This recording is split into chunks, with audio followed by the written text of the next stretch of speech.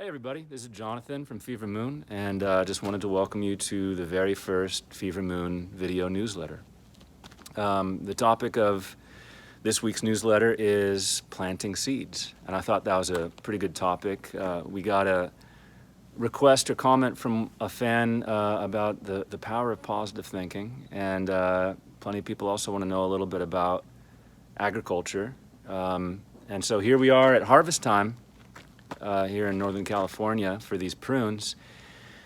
And I was just having a conversation with a friend about this idea of planting seeds from a kind of psychological perspective, from a growth perspective, from an emotional wellness perspective. What does it mean to plant seeds in our lives, to reap what we sow?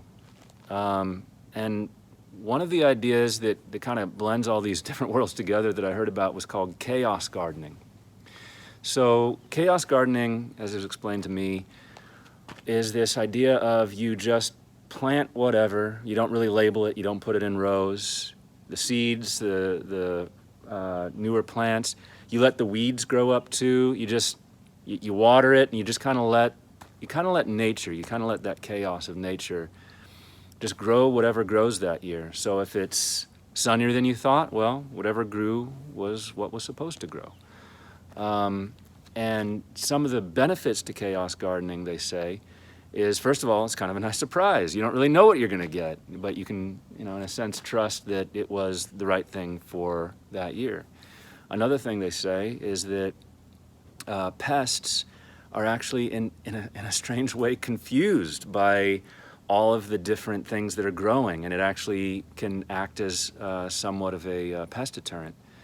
Another possible thing is you might get some beneficial critters like pollinators that wouldn't have otherwise been there had there been a more controlled way of gardening. So what does this have to do with wellness, or what does this have to do with positive thinking? Well, with this idea of planting seeds, you might just ask yourself, well, what do you want to experience more of in your life? Let's say it's creativity. That's always a good one for me. So maybe I'll just have more conversations about creativity and just work it into conversations here and there. And I wouldn't necessarily know what will come of those conversations. Sort of the idea of planting seeds in this way is you just plant them and then you move on. You're not sitting there worried about the result that you might get. You just make the act, kind of a Johnny Appleseed thing. You just make the act of the conversations you have, the books that you read.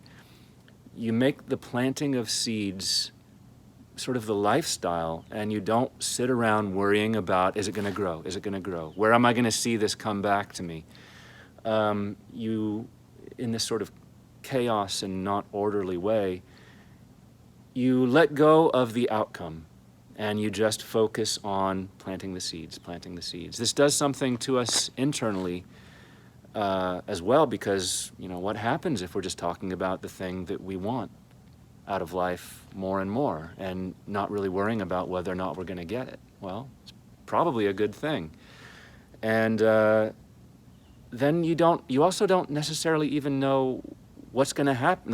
Maybe 2 years later, someone will come up and be like, hey, that thing you said, that was really helpful. Got a little fly coming in. That was really cool.